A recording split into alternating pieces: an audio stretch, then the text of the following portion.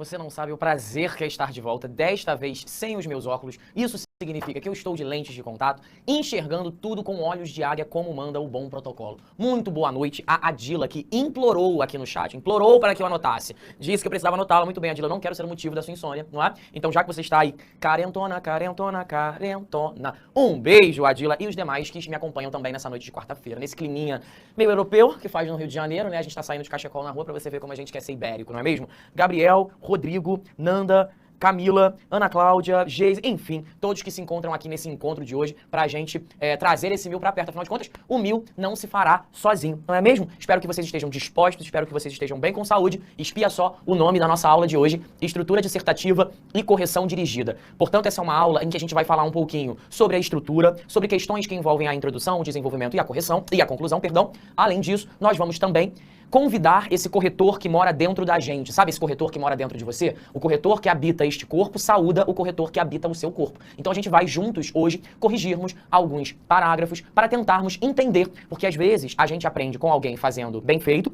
e às vezes a gente aprende com alguém fazendo mal feito, porque o erro do outro pode ser também o erro que você está cometendo na sua aula. Muito bem? Minha aula nem começou, a criatura está perguntando qual é a próxima aula. Agora veja você, diretor, o nível de afronta desses alunos. Vamos começar com algumas recomendações iniciais, sim? Por quê? Porque essas recomendações devem fazer parte de todo plano de estudo, de qualquer pessoa que visa a estar bem preparado na hora de se inscrever, ou melhor, na hora de escrever uma redação. Muito bem? Só se pode emitir uma opinião acerca de um assunto aquele que o conhece. Você concorda comigo? Eu sei, tá? Na vida real, as pessoas se metem naquilo que nem mesmo sabem do que se trata. Não é? Aliás, se as pessoas rendessem à limitação de suas próprias ignorâncias, talvez elas se permitissem a falar somente quando se sentem habilitadas. O fato é que hoje a gente tem uma geração que se sente habilitada em falar até mesmo sobre assuntos que desconhece. Se você quer ser um aluno bem preparado para o Enem, o interessante é que você conheça o máximo de assuntos possíveis. Então, um aluno bem preparado para escrever uma boa redação é um aluno interessado e interessante. É o aluno que lê, é o aluno que vê filme, que vê série. Aqueles 10 minutinhos que você leva no final da noite, ali antes de dormir, eu tô sendo otimista com 10 minutos, porque muitos ficam 40, 50 minutos antes de dormir mexendo no celular. Poxa, professor, eu nunca tenho tempo de conhecer outros assuntos do mundo. Será mesmo que você nunca tem tempo ou que você não está otimizando muito bem o seu tempo? Porque para eu ser um professor de redação, isso faz com que eu precise estar constantemente inteirado sobre o que está acontecendo. Você também, cara. Você é um aluno, você quer fazer psicologia, você quer fazer direito, você quer fazer arquitetura, você precisa ser uma pessoa informada. Nós não nascemos sabendo. Nós aumentamos a nossa capacidade de argumentação quando nós somos pessoas interessadas. Sabe aquelas pessoas meio desinteressadas no mundo? Não se importam com o que acontece, não estão por dentro nas notícias, não querem estar por dentro da notícia, porque isso é o pior, né? Os que não querem são deliberadamente ignorantes, porque querem ser ignorantes, né? Decidem não se informar. Esses são casos bastante drásticos. As opiniões e os conceitos emitidos numa dissertação representam a sua visão de autor. Então, quando você traz a sua opinião para uma redação, você está se colocando como uma pessoa que pertence a uma determinada sociedade, a um determinado grupo sócio-histórico. Desde que a sua opinião não fira um direito humano e se baseie no bom senso, é claro que toda opinião é legítima, desde que possa ser sustentada por meio de raciocínios lógicos. Por último, terceiro, oriente-se pelo tema, mas não deixe de ler os textos de apoio antes de começar a escrever. É claro que ler a frase temática para a redação é fundamental. Ninguém em sã consciência faz uma redação sem ler a frase temática. Mas o que eu vejo é uma quantidade cada vez mais expressiva de alunos que não leem a coletânea. Ah, professor, eu gosto de não ler a coletânea, porque quando eu leio a coletânea, os textos de apoio, eu acabo me contaminando e eu não consigo fazer outra coisa que não seja aquilo que está na coletânea. Pelo amor de Deus, para com isso. Ler a coletânea é obrigação, não é opcional. Não é, eu faço a redação sem ler a redação, sem ler a coletânea, e ele faz a redação lendo a coletânea. Não, tem que ler a coletânea. Ler a coletânea é o princípio básico. Um sujeito que não lê a coletânea é um sujeito que está fadado a chutar a bola e bater na trave, porque ele não vai entender na sua completude como a proposta vem sendo pedida. Então coloquem isso na ordem do dia. Tem que ler a coletânea. Ler a coletânea é o mínimo, tá? Ah, eu sou melhor sem ler a coletânea. Então você tá indo sozinho por esse vale da sombra da morte. Não segura sua mão, viu? Essa história de ninguém solta a mão de ninguém não tá com nada. Eu já vou soltando logo a sua mão, que é pra você ir sozinho, porque se der merda eu não tenho nada a ver com essa história. Muito bem? Quarta dica. Não confunda quantidade com qualidade. Muitos alunos acreditam que quanto mais escrevem, mais rendem. Essa é uma fanfic alimentada por muitos professores que eu vejo no TikTok, no YouTube. Não é crítica aos meus amigos de profissão, tá? Com todo o respeito que eu tenho por todos os professores de redação do Brasil, mas há muitos professores que recomendam uma quantidade absurda de produção e isso faz com que o aluno acredite que assim, bom, se eu faço 3 redações por semana, eu vou tirar uma nota X. Se eu uso 5 redações por semana, eu vou tirar mais. Se eu faço 6, eu vou tirar mais. Não é assim, gente, não é proporcional. Sabe o que isso faz? O aluno fica igual uma jamanta desgovernada quando chega lá para julho, fazendo redação né, num regime fordista, não consegue obter a nota e acha que tem algum problema com ele, né? Algo de podre no reino da Dinamarca. Não é verdade. A essa altura do campeonato, a gente espera que você faça de 1 a 2 redações no máximo. Ah, eu faço 3 redações e a nota nunca aumenta. Nem nunca aumentaria, não é proporcional. Você pode fazer 3 redações e errar as mesmas coisas na 3. Adiantou do quê? De chongas, de nada. Então é muito mais inteligente fazer uma redação, entregar para uma pessoa confiável, né? Porque não adianta você entregar para sua mãe, corrige aqui. Entrega para uma fonte confiável, espera o retorno para você fazer outra. Fiz 10 redações, tirei a mesma nota. Por que será, hein, que você tirou basicamente a mesma nota em 10 redações? Talvez porque você tenha feito uma atrás da outra, sem dar o tempo para entender o que foi que você errou, tá? Esteja bastante atento, não só à adequação, como à propriedade vocabular ao materializar seu texto numa redação. Ou seja, quando você estiver escrevendo uma redação, se preocupe com o nível de formalidade e com a escolha de suas palavras. Muito cuidado com a utilização de dicionários online, beleza? Eu sei que vocês vão usar, eu também como aluno usava muito dicionários que nos ajudam a encontrar sinônimos ou até palavras que possam nos ajudar a criar as nossas frases, mas muitas vezes esse uso irresponsável de dicionários online pode prejudicar a sua redação. Então, se você fizer uso desse tipo de mecanismo, seja inteligente. Você é um ser pensante, né? Ao que tudo indica, todos nós somos, embora às vezes a humanidade nos coloque certas dúvidas. Mas, no geral, somos seres pensantes. Como seres pensantes, nós não utilizamos palavras com o olho fechado. A gente usa conscientemente. Convide esse adulto que há em você a fazer esse uso consciente. Beleza? Vamos falar um pouquinho aqui com a Adila. Eu acho que é a Adila, se eu estiver falando seu nome errado, você me perdoa, por favor, tá? David, o que eu faço com os corretores da plataforma que me deram 1.000 e depois 800 na mesma redação? Adila, eu peço para que você entre em contato com o Fale Conosco, para que o Fale Conosco possa te encaminhar para uma resolução, tá? Pra gente verificar se foi algum problema da plataforma, se houve algum problema na hora de avaliar essa fotografia, pode ter acontecido algum tipo de situação adversa e com a sua, né, com a mensagem, a gente atua no problema, beleza? José Matheus, boa noite, professor. Suave? Suave. Eu tenho mania de tirar pontos, eu tenho mania de tirar dados estatísticos da coletânea, mas não sei se sempre vai ter no Enem. O senhor tem essa resposta? O senhor está no céu, né, José Matheus? Você pode me chamar de você, viu? Não fique constrangido, não. Olha, é de praxe, assim, é comum que sim, haja números, dados estatísticos de alguma forma, em gráficos ou em infográficos. Posso prometer? Não posso prometer, não estou podendo prometer nada para ninguém. Mas desde 1998 é muito comum que esses dados apareçam. Então eu não contaria com certo, mas há uma probabilidade muito grande, sim? Vitória. Professor, eu sempre gosto de começar com um repertório logo na introdução. Acha que a redação fica mais atrativa? Acho que pode ser interessante. Eu costumo dizer que as minhas aulas são de redação, mas que também são aulas de sedução. E você é uma menina que está aí tentando seduzir esse corretor, no bom sentido da coisa, obviamente. Utilizar o repertório, muitas vezes, é uma maneira da gente dar uma piscadela para esse corretor, para que ele se sinta mais atraído para fazer essa leitura. Então, mete bronca e pode seguir nesse fluxo, tá? Trouxe aqui alguns problemas encontrados na redação no que diz respeito à escolha de palavras. Eu acabei de comentar que escolher as palavras tem que ser feito, é um exercício que tem que ser feito com muito cuidado, né? Aqui eu tenho situações em que o aluno não teve cuidado. E qual foi o resultado disso? Achou que estava arrasando, quando na verdade estava sendo arrasado. Nada novo sob o sol do Ocidente, isso acontece muito, né? Reparem nesse exemplo aqui, ó. Problemas de ambiguidade, quando o aluno ele usa indevidamente pronomes possessivos. Vamos imaginar a seguinte situação? David pediu a Felipe que pegasse sua mochila na sala. De novo, David pediu a Felipe que pegasse sua mochila na sala.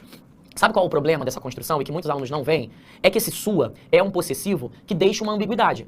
Qual é a mochila? A mochila é de David ou a mochila é de Felipe? Então, David está pedindo que o Felipe pegue a própria mochila ou David está pedindo que Felipe pegue a mochila de David. São duas leituras possíveis. Ambiguidades não são bem-vindas na hora de se construir uma frase, justamente porque deixam uma margem de dúvida em relação à interpretação dessa frase. Às vezes, o aluno erra também por colocar a palavra de modo inadequado. Por exemplo, o garoto mal-humorado resmungou durante a prova.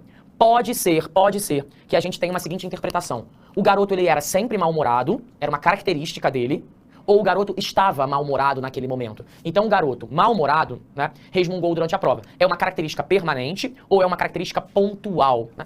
A depender da situação, pode ser que o leitor venha a se confundir. Quer ver mais um caso? O professor avisou ao aluno que estava terminando a prova. O professor avisou ao aluno que estava terminando a prova. Quem estava terminando a prova? O professor estava terminando a prova e avisou o aluno? Ou é o aluno que estava terminando a prova? Aqui eu também tenho uma ambiguidade, uma confusão de sentidos. Tudo isso pode te levar a descontos, né? E alguém tá perguntando aqui em choque, o Frog. Eu acho que é Frog. Que isso, véi? Que isso, velho? Isso tira ponto? Tira, velho. Afinal de contas, se você se comunica dessa forma, você deixa lacunas de entendimento. E o corretor não é obrigado a cumprir e a cobrir as suas lacunas. Então, Frog, tira ponto sim, velho. Mais uma situação. Ó, David viu o vizinho correndo. Reparem que são exemplos bem narcisistas, todos os exemplos usando meu nome, porque eu sou leonino. David viu o vizinho correndo. A pergunta que fica é, quem estava correndo? Eu estava correndo e vi um vizinho, ou eu estava parado e vi o vizinho correndo? Tá vendo? São ambiguidades. É claro, você não vai usar o exemplo de David e nem situações de alguém correndo na hora de escrever a redação, né? Mas é só para você perceber que um detail, para quem não sabe inglês, detalhe, pode fazer absoluta toda a diferença na hora de você escrever sua redação. Então, devagar com andor, calma na alma, porque a sutileza de sentido pode elevar a sua redação ou naufragar essa sua redação, tá? Alguém perguntou, como eu devo escrever então, pelo amor de Deus, em caps lock, o que me faz crer que a pessoa está a essa altura do campeonato comprando cicuta para poder tomar e se envenenar, né? Calma, tá? Aos poucos nós vamos aprimorando os nossos exemplos. Eu estou te mostrando exemplos do que não fazer, sim? Então, nesse sentido, eu quero que você não faça isso, tudo bem? Mas calma na alma, gente, pelo amor de Deus. Qual é a outra preocupação? Há uma necessidade de um respeito rigoroso à formalidade. Eu vejo muita gente escrevendo como se estivesse falando. Às vezes eu leio algumas redações e parece até que o aluno tá com um copo de cerveja na mão, uma mão na cintura, trocando uma ideia. Gente, na hora de escrever redação, a gente tem que adotar uma postura mais séria, mais compenetrada, mais rigorosa. Então, é preciso tomar certos cuidados. Olha o exemplo. Essa situação econômica acabou que criou um cenário prejudicial. Acabou que... Não dá, né, gente? Acabou que é informal. Acabou que...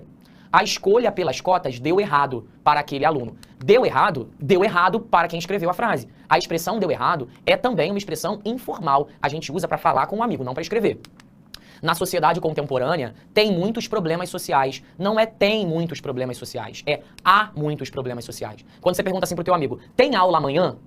Você pode perguntar assim, não tem problema. Mas se você fosse escrever, você diria, há aula amanhã? Então, quando o verbo ter, ele assume a posição do verbo haver, você tem que acionar aí a luzinha amarela, porque a atenção tem que ficar ligada. Então, tem que ter adequação e tem que ter propriedade vocabular. Ó, João fez aquele exame. João fez aquele exame. Tem algumas interpretações possíveis. Primeira, mudei o nome, né? Aqui botei João e aqui botei Carlos. Eu tava vivendo fragmentado, ignore detalhe, tá, gente? João aqui, não mudou o João. Ou Carlos aqui e Carlos aqui, tá? Então, João fez aquele exame. João elaborou o exame, quer dizer, ele fez a prova, ele criou as questões, essa é uma leitura possível. Ou prestou o exame, né? Então, quando eu digo assim, eu fiz o exame, eu posso estar querendo dizer que eu produzi o exame, eu posso querer dizer que eu era o aluno que estava fazendo, né? Eu estava lá no banco do aluno, e eu posso ter ainda, submeteu-se a exame. Que exame? Sei lá, um exame de sangue, um exame de urina, um exame de fezes, ou o que quer que seja. Então, gente, sinto informar, né? Agora há pouco alguém estava aqui desesperado, dizendo que era difícil escrever. Mas é porque, na verdade, pessoal, a sutileza é que faz a diferença, não é? Ó, o passador está sobre a minha mão. Sobre, em cima.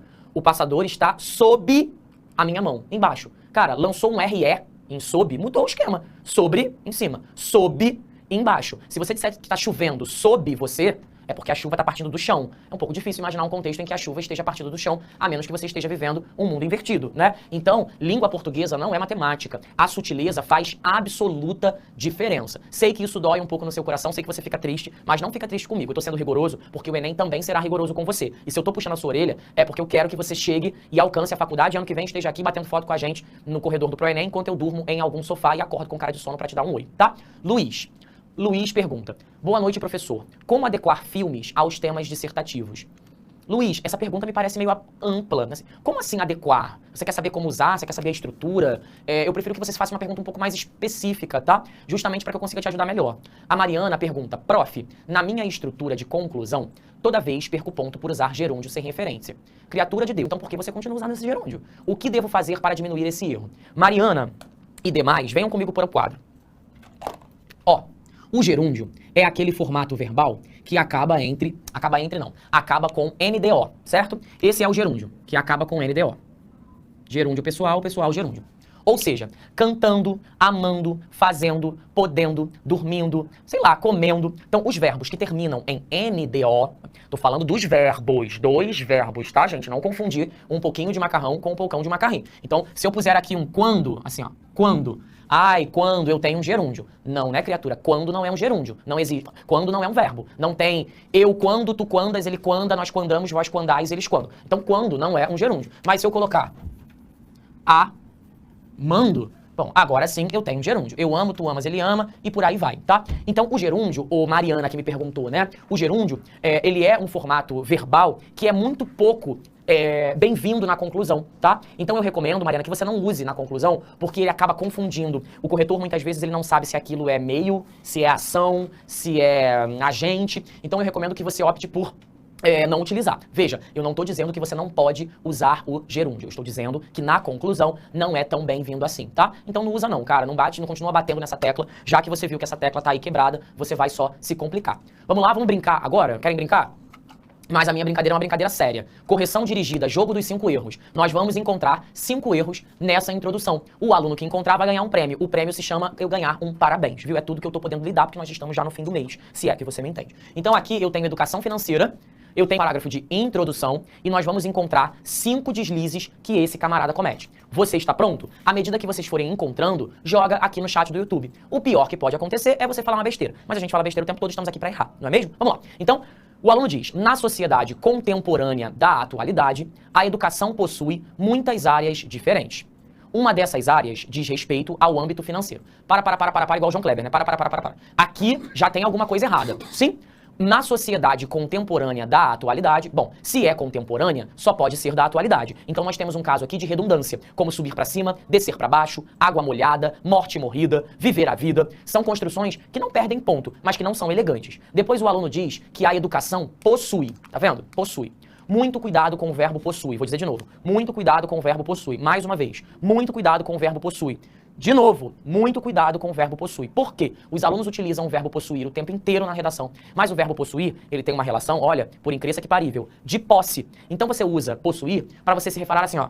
Eu possuo um celular, você tá vendo? Ele é meu, eu comprei, parcelei em 36 vezes, parcelei, mas ele é meu, agora ele tá pago. Eu possuo um passador de slide, eu possuo um pilô preto. São para objetos físicos, obrigatoriamente. Ó, a educação possui muitas áreas. Educação possui não tem uma noção de coisa física aqui, tá? Então eu disse, a educação apresenta muitas áreas. Possuir é para possuir objetos físicos. Então, por gentileza, não faça esse tipo de utilização, tá? Uma dessas áreas diz respeito ao âmbito financeiro. Entretanto, muitos brasileiros não fazem ideia da existência desse assunto e, por isso, não dominam habilidades fundamentais para a administração do seu dinheiro. Isso é muito ruim. Ó, bateu aí no teu ouvido? Isso é muito ruim, além do aluno ter errado aqui, ó. Muitos brasileiros não fazem ideia. Gente, faz ideia é informal, a gente usa para conversar. O mesmo vale para o muito ruim. Muito ruim também é informal. Então, em vez de não faz ideia, eu digo conhecem. Muitos brasileiros não conhecem. E no muito ruim? Isso é muito prejudicial. Então, no fazem ideia e no muito ruim, parecem que o aluno está conversando com o corretor. Sim? Bom, o jogo é de 5 erros. 1, 2, 3, 4. Falta um erro, tá? O primeiro aluno que acertar não vai ser nada, vai ser um ótimo aluno, muito bom mesmo, vai ganhar minha apreciação. Vamos tentar? Sendo assim, é importante retificar que a educação financeira é fundamental para uma sociedade que pretende promover a cidadania. No entanto, o país apresenta problemas na formação escolar e na difusão de conteúdos por parte da mídia. E aí, galerinha, alguém me ajuda? Qual é o problema desse parágrafo? Eram 5 erros, eu achei 4. Deixei o último pra você. A Madara diz que é do seu. Não. O Igor diz que é ponto final. Não. A Bruna Pires diz que é retificar. E é verdade. Olha aqui, ó. É importante retificar que a educação financeira é fundamental. Opa, peraí, tivemos um problema aqui, né? O cara confundiu aqui nariz de porco com tomada, que embora sejam coisas semelhantes, não são coisas idênticas. Retificar é corrigir, beleza? O que o aluno quer dizer aqui não é corrigir. É importante corrigir que a educação é fundamental? Não. O que ele quer dizer é ratificar. Uma simples troca de palavra, uma simples troca de letra faz com que a ideia mude. Então, retificar é consertar. Ratificar é confirmar, viu? Não é nada, um palmito na salada. Quer dizer, uma troca sutil de letra pode fazer com que o seu sonho da faculdade fique cada vez mais distante e eu não estou aqui pra isso, tá? O que vocês estão rindo no chat? Gente, eu falei errado o nome da pessoa? É Madara ou Madará? Vocês têm os nomes muito exóticos, eu fico aqui sem saber como citá-los, tá? Vamos então pra mais um parágrafo, mais um jogo dos 5 erros. Antes era a introdução, tá? Agora é desenvolvimento. Vamos lá? Nesse sentido, verifica-se que a falta de formação escolar a respeito do assunto é um empecilho a ser superado. Para aí, lança o João Kleber. Verifica-se que a falta de formação escolar a respeito do assunto é um empecilho. Alerta problema aqui, tá? Ó, empecilho, empecilho. Opa, sem o R, hein? Emp. Diretor, joga pra mim aqui no quadro, porque no slide escapuli um R. Gente, empecilho, tá? Você não precisa ficar igual um ET falando né? Você pode falar empecilho, não tem problema. Agora, na hora de escrever, você tem que colocar com o E, tá? Aí, ali no slide, sai um R aqui, né? Mas não tem esse R, não, tá? Empecilho. Tudo bem? Vamos voltar pra lá, então? Seguindo. Cadê? Respeito do assunto é um empecilho a ser superado. Tudo bem? As escolas priorizam conteúdos que são considerados mais importantes e ignoram aqueles considerados supérfluos. Oi? Supérfluos? Não, cara, não é superfluo. É superfluo. Fluo. Ah, David, mas eu sempre falei supérfluo. Muito bem, vamos mudar então esse hábito, tá? Superfluo, beleza? Por mais que na hora de falar, muitas vezes a gente fale fulô, na escrita temos que ter um rigor maior. Fluo. Superfluo é o que é desimportante, é o que é banal, é o que é fútil. A educação financeira, nesse sentido, não é um assunto presente, pois é vista por muitos como uma área imprescindível. Peraí. O assunto presente... A educação financeira não é um assunto presente, pois ela é vista por muitos como uma área imprescindível. Temos um problema aqui. Se ela é vista por muitos como imprescindível, então ela deveria ser um assunto presente. Gente, o que é imprescindível? Imprescindível é o que não pode faltar, não é? Então, se muitas pessoas veem como uma área imprescindível, então não está fazendo sentido o que o aluno está falando. Imprescindível é o que não pode faltar. O que o aluno deveria ter colocado, né, é prescindível. O que é prescindível? É o que dá para você ignorar. E o que é imprescindível? É o que você não dá para ignorar. Então o aluno acabou se confundindo aí, tá? Uma contradição. Como consequência, os alunos muitas vezes saem para fora... Saem para fora. É humanamente impossível sair para dentro. Aqui nós temos mais um caso de redundância bastante incômoda, né? Sem saberem como lidar com o dinheiro. Já temos 1, 2, 3, 4 erros. Lanço o desafio de novo no YouTube. Qual é o problema da última frase? E aí? Será que está na última frase o problema? Qual é o problema? Será que vocês são capazes de encontrar ou ficou faltando? Vou dar aí alguns minutinhos enquanto eu respondo a pergunta do... Tem mais pergunta aqui, diretor?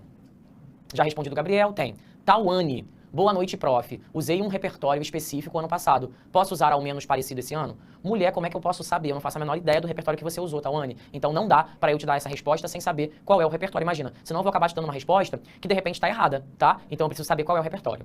Ana, professor, alguma dica para organizar as ideias e ajudar na coerência? Ana, a gente vai ter algumas aulas de coerência. Não dá pra eu te dar uma dica de mestre, um pó de pirlim-pim-pim, não, tá? Então ao longo do ano, algumas aulas de coerência diferentes vão te ajudar a fazer isso. Amanda, professor...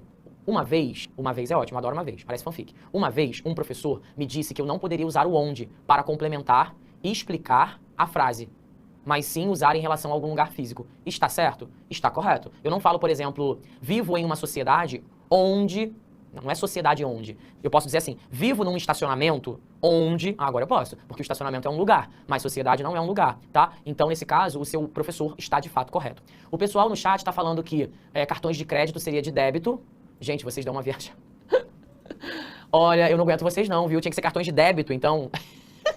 De onde vocês tiram essas coisas, hein? O que vocês estão se comendo nesse Big Mac? O que eles estão colocando?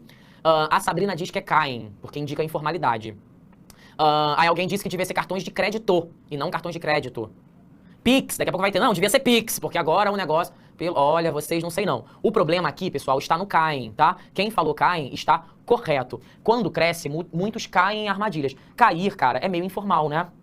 Você caiu numa armadilha. Não é tão formal assim na hora de escrever, tá? Então não tem a ver com cartão de crédito, com débito, com cheque especial, com Pix, com transferência, nada disso. Tem a ver com o uso do verbo cair, tá? Cair, se você tá fazendo... o copo caiu no chão. Beleza, caiu no chão, tudo certo. Agora, cair numa pegadinha. Cair numa pegadinha? Esse cair aí é meio informal. Tudo bem? Tem mais perguntas, diretor, ou não? Pessoal, mandem perguntas, tá? Pra eu me sentir interessante, senão eu fico sentindo que eu não tô falando nada de útil aqui. Última, pra gente se despedir, mais um joguinho dos 5 erros para nós outros. 5 deslizes que esse aluno comete no seu desenvolvimento número 2. Vamos lá? Além disso, nota-se que a discussão sobre educação financeira está pouco presente na mídia.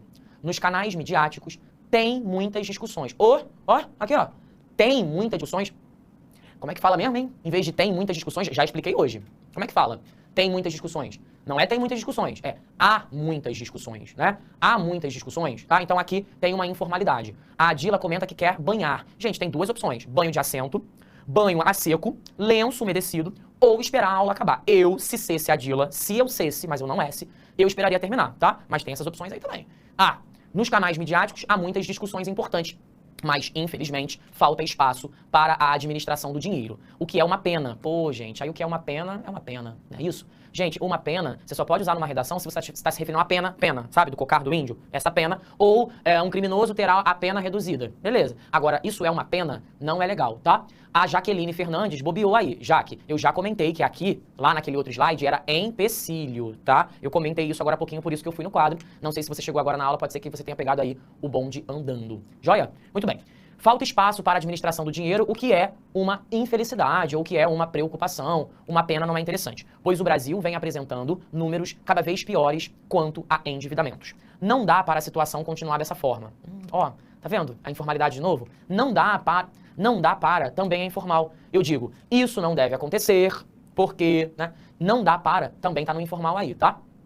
Seguindo.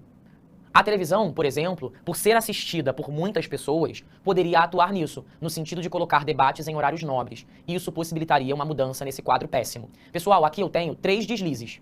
E o jogo é dos 5 erros. Pergunta para os que me acompanham. Quais são os outros deslizes? Enquanto vocês pensam nos outros 2, eu vou responder o Igor, a Ágata e a Ádila. Igor pergunta, professor, ignorar no texto também não denota informalidade? De jeito nenhum. O verbo ignorar não envolve nenhum tipo de informalidade não, Igor. Ágata, professor, o que você acha de fechar a redação com uma citação?